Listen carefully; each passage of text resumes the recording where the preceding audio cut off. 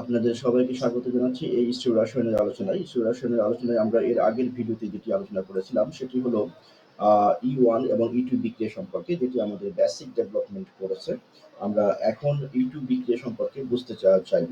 তো E2 বিক্রিয়ার স্টিরিওসেলেক্টিভিটি এটি খুব ইম্পর্টেন্ট একটি কনসেপ্ট। এই কনসেপ্টটি আমাদেরকে বোঝা খুব প্রয়োজন যে আসলে এখান থেকে সিস এবং ট্রান্স সামান্য এটা বেসিক্যালি হচ্ছে স্থূল রসায়নকে বোঝার জন্য দরকার যে ইটি বিক্রিয়ার স্টিরিওসেলেক্টিভিটিটা কি।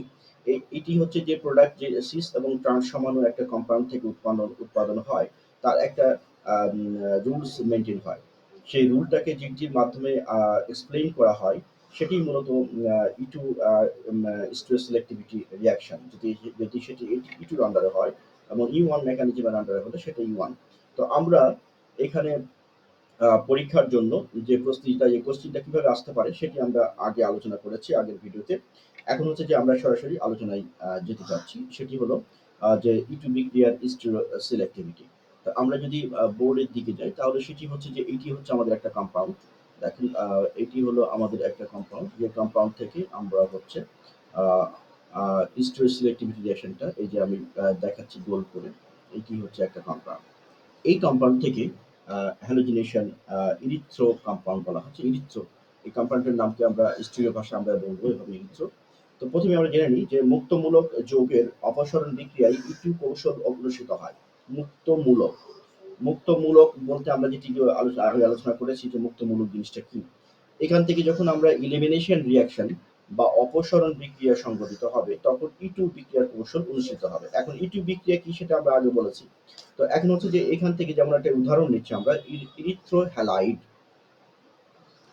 ইরিথ্রোহ্যালাইড হতে শুধুমাত্র সিস অ্যালকিন এবং থ্রিও সমাণু হতে ট্রান্স অ্যালকিন উৎপন্ন হয়। তার মানে আপনি বুঝতেই পারছেন যে ইরিথ্রিওর আমরা দুটা কনফিগারেশন পাবো, একটা ইরিথ্রো, একটা হচ্ছে থ্রিও। তো ইরিথ্রোহ্যালাইড এর ক্ষেত্রে আমরা যদি চাই তাহলে সেক্ষেত্রে হচ্ছে সিস অ্যালকিন এবং হচ্ছে থ্রিও সমাণু হতে ট্রান্স অ্যালকিনটা প্রডিউসড হয়। তো আমরা এখানে যদি সিস ইরিথ্রোর কথা চিন্তা করি, প্রথমেরটা দেখেন এই যে এটা যদি আমরা চিন্তা করি তাহলে এখানে এটা বলছে আমরা ইরিথ্রোহ্যালাইড। এখানে হ্যালোজেন হিসাবে আছে ব্রোমিন, এই যে এই ব্রোমিনটা। আর এখানে হচ্ছে C6H5 একটা ফিনাইল গ্রুপ, এখানে একটা ফিনাইল গ্রুপ ডাইফিনাইল। আর এটা হচ্ছে অ্যালকাইল রেডিক্যাল CH3, এটা হচ্ছে অ্যালকাইল, আর এখানে দুটো হাইড্রোজেন। তো আমরা দেখেছিলাম যে হাইড্রোজেন মানে HBr মানে হাইড্রোজেন এবং ব্রোমিন, হাইড্রোজেন এবং ব্রোমিন এখান থেকে অপসারিত হবে। তো আমরা এই এই কমপ্লিট যে যৌগটা, এই যৌগটাকে যখন অপসারিত হচ্ছে তখন এখানে আমরা বলছি যে যদি E2 এর মাধ্যমে হয় তাহলে ইরিথ্রো থেকে কি হবে, সিস সিস সমাণু, সিস ট্রানজেকশন ঘটবে। যে প্রোডাক্টটা তৈরি হবে সেটি হবে সিস। তো দেখেন এইখানে এই যে কার্বনের, এই কার্বনের হচ্ছে নিচের দিকেই দুটা C6H5 মূলক এবং এখানেও একটা রেডিক্যাল C6H5 অ্যারাইল রেডিক্যাল, এটাও একটা অ্যারাইল রেডিক্যাল, এটা একটা অ্যালকাইল রেডিক্যাল। তো দুটা অ্যারাইল রেডিক্যাল যে মূল যৌগে যেটি ইরিথ্রো, যেটা মূল যৌগ, এই যৌগের দুই পাশে ছিল C6H5। কিন্তু যখন রিঅ্যাকশনটা সংঘটিত হলো E1 মেকানিজমে, E2 মেকানিজমের মাধ্যমে, অর্থাৎ স্টিরিওসেলেক্টিভ রিঅ্যাকশন E2 এর মাধ্যমে, তখন বলছি আমরা সিস উৎপন্ন। আমরা এখানে ইচ্ছা করলেই এই C6H5 এই ফিনাইল মূলকটাকে এই যে হাইড্রোজেনের জায়গায় এটাকে এখান থেকে এখানে অনুরূপভাবে এই হাইড্রোজেন পরমাণুটাকে এখানে দিতে বা লিখতে পারি না, কারণ এই ধরনের যৌগ E2 রিঅ্যাকশনে, E2 অপসারণ রিঅ্যাকশনে তৈরি হয় না। তাই এটা আমাদের মনে রাখতে হবে যে যখন আমরা E2 সিলেক্টিভ রিঅ্যাকশন হবে তখন ইরিথ্রো থেকে বা ইরিথ্রো ব্রোমাইড বা ইরিথ্রোহ্যালাইড থেকে সিস সমাণু তৈরি হবে। এটি হচ্ছে E2 রিঅ্যাকশন, E2 স্টিরিওসেলেক্টিভ রিঅ্যাকশন বা অপসারণ রিঅ্যাকশন। অনুরূপভাবে যদি আমরা থ্রিওর কথা চিন্তা করি, থ্রিও যে যৌগটা সেটি হচ্ছে এটি। দেখেন এই যে এইটারই কিন্তু একটা সমাণু, এই যে থ্রিও আর হচ্ছে ইরিথ্রো, ইরিথ্রো অ্যান্ড থ্রিও, এটা হচ্ছে ইরিথ্রো আর এটা হচ্ছে থ্রিও, THREO,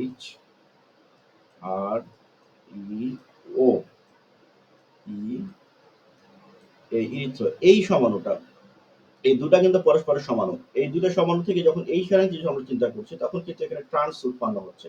অর্থাৎ আপনার মনে রাখতে হবে একটা জিনিস, যে E2 মেকানিজমে যদি ইরিথ্রো হ্যালাইড হতে ইরিথ্রোহ্যালাইড হতে শুধুমাত্র সিস অ্যালকিন এবং থ্রিও সমাণু হতে ট্রাই অ্যালকিন উৎপন্ন হয়। এই বিক্রিয়াটা E2 স্টিরিও সিলেক্টিভ, কারণ হচ্ছে যে এখান থেকে এই টু মেকানিজম সিঙ্গেল মেকানিজমের মাধ্যমে প্রোডাক্টটা তৈরি হচ্ছে।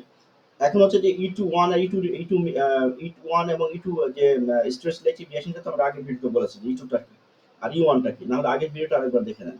আচ্ছা, এরপরে হচ্ছে যে এই অপসারণ বিক্রিয়া, এই যে ইরিথ্রো এবং হচ্ছে থ্রিও, এই দুটো থেকে যে সিনথেসিস বা ইলিমিনেশন যে রিঅ্যাকশনটা উৎপন্ন হলো, একটা করে প্রোডাক্ট, এখানে একটা প্রোডাক্ট, এখানে একটা প্রোডাক্ট উৎপন্ন হচ্ছে, তাই তো?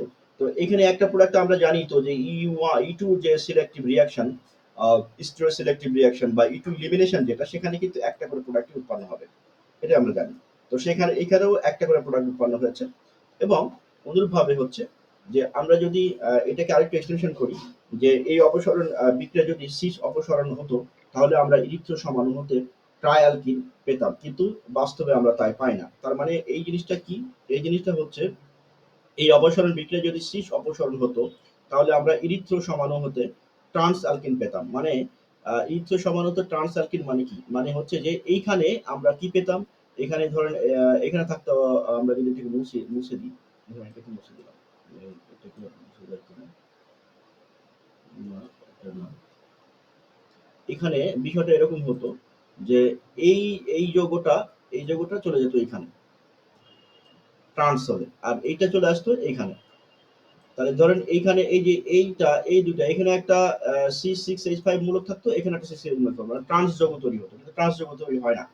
তো সেই জন্য আমরা রিঅ্যাকশনটাকে এভাবে লিখতে পারি, সেটি হচ্ছে এভাবে আমরা বলতে পারি যে যেহেতু আমরা যে উৎপাদন যে হয় না, সেটা আমরা দেখাবো কিভাবে? দেখাতে পারি এরকম করে যে ধরেন CH3 রেডিক্যাল, এটা CH3 আমরা এখানে দেখালাম যে এখানে হচ্ছে, এখানে একটা নাম ব্রোমিন, এই হচ্ছে ব্রোমিন, আর এই হচ্ছে হাইড্রোজেন, তাই তো? এখন আমরা দেখাবো যে এখান থেকে আরেকটা, এটা হলো CC, এর সাথে একটা আছে আপনার CH3 অ্যালকাইল রেডিক্যাল, আবার এখানে আছে একটা হাইড্রোজেন, আর এখানে আছে একটা, এখানে দিই আমরা, এখানে দিব একটা C6H5, C6H5। তো এই রেডিক্যালটা যখন আমরা রিঅ্যাকশন দেখাবো, তখন যদি আমরা এভাবে দেখাই, ধরেন এরকম যদি চিন্তা করি, তাহলে এটা জিনিসটা কি ঘটছে? হচ্ছে যে এখানে একটা হাইড্রোজেন, আর এখানে একটা হচ্ছে C6, আর হচ্ছে H5, তাই তো? এরকম। আর এখান থেকে দুটো carbon carbon carbon double bond, এখানে একটা কার্বন, এখানে একটা কার্বন, এখানে একটা, এখানে একটা CH3 একটা, আর এখানে মনে করেন C6H5, এটা। তাহলে ঘটনাটা দাঁড়ালো কি, যে এই রিঅ্যাকশনটাকে আমরা বলছি যে এটা যে কেটে দিচ্ছি, ক্রস মানে হবে না এটা। কেন? যদি এ ধরনের বিক্রিয়া মূলত E2 মেকানিজমে আমরা পাই না। তাহলে এখন আপনারা এই পর্যন্তই পরীক্ষার কোশ্চেনে যদি এই কোশ্চেনটা থাকে, তাহলে এই পর্যন্ত লিখবেন, এটাতে ক্রস দেখা দিবেন যে এটা আসলে ট্রান্স যৌগ সম্ভব না। E3 থেকে ট্রান্স যৌগ সম্ভব না। E2 রিঅ্যাকশন যদি হয়, তাহলে E2 রিঅ্যাকশনের ক্ষেত্রে বা E2 এলিমিনেশন বা স্টিরিও সিলেক্টিভ E2 রিঅ্যাকশনের ক্ষেত্রে অবশ্যই ইথ্রোহ্যালাইড হতে ট্রান্স যৌগ প্রোডাকশন সম্ভব না। এই পর্যন্ত আপনারা লিখে দিবেন। তাহলে এই কোশ্চেনটার অ্যান্সারটা পুরোপুরি লিখা হবে। আচ্ছা, কেউ যদি চান তাহলে আরেকটু বেশি লিখতে পারেন, সেটি হচ্ছে একটা যৌগ দিয়ে আপনারা এটাকে উদাহরণ দিতে পারেন, বাট এটা নট ম্যান্ডেটরি। সময় যতটুকু পরীক্ষার হলে সেভ করা যায় ততই ভালো। সুতরাং হচ্ছে যে এই কোশ্চেনটা আপনারা এই পর্যন্তই লিখবেন। এরপরে আমরা এই পরের ভিডিওতে যাব হচ্ছে স্টিরিও স্পেসিফিক বিক্রিয়া কাকে বলে, স্টিরিও স্পেসিফিক বিক্রিয়া কাকে বলে। তো এটা আমরা এই অংশটুকুর জন্য আপনারা এখানে এই ভিডিওতে E2 বিক্রিয়ার স্টিরিও সিলেক্টিভিটি বা E2 এলিমিনেশন রিঅ্যাকশন বা E2 অপসারণ বিক্রিয়া বা E2 যৌগ থেকে 6 যৌগ যে উৎপন্ন হয়, ট্রান্স যৌগ উৎপন্ন হয় না, বা ইটি যৌগ থেকে ট্রান্স যৌগ উৎপাদন করা সম্ভব নয়, ইটু রিঅ্যাকশন থেকে স্টিরিও সিলেক্টিভ ইটু রিঅ্যাকশন থেকে ট্রান্স যৌগ উৎপাদন করা সম্ভব নয়, বা ইথাইল ব্রোমাইডের ক্ষেত্রে E2 স্টিরিও সিলেক্টিভিটি রিঅ্যাকশন থেকে ট্রান্স যৌগ উৎপাদন হয় না, ব্যাখ্যা করো। এই এতগুলো ফর্মে এই কোশ্চেনটাকে হতে পারে। সুতরাং এই এতগুলো ফর্মেই আপনারা কোশ্চেনে যখন নোট বানাবেন তখন নোটে এই কোশ্চেনগুলো লিখে নিবেন। লিখে নিয়ে এভাবে প্রিপারেশনটা নিবেন। আচ্ছা, এই ভিডিওটা আমরা এখানে শেষ করছি। এর পরের ভিডিওটা আপনার হচ্ছে যে ভিডিও 3 যেটা, পার্ট 3 যেটা, সেটি সেটিতে আমরা পরবর্তী কোশ্চেনগুলো আলোচনা করব। অর্থাৎ 4 নম্বর থেকে স্পেসিফিক বিক্রিয়া থেকে শুরু করব।